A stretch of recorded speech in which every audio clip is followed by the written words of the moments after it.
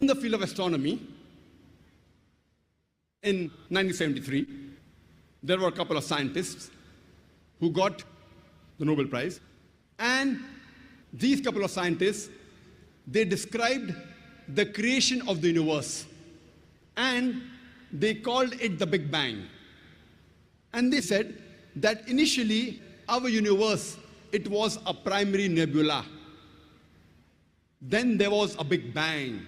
There was a secondary separation, which gave rise to galaxies, the stars, the planets, the sun, the moon, and the earth on which we live. This they call as the Big Bang. The glorious Quran mentions this in a nutshell 1400 years ago in Surah Anbiya, chapter number 21, verse number 30, the ayah I started my talk with. And it says, Avalam yara lazina kafaru. Do not the unbelievers see anna samawati wal arda kanat ratqa fafataqnahuma, that the heavens and the earth were joined together and we clove them asunder.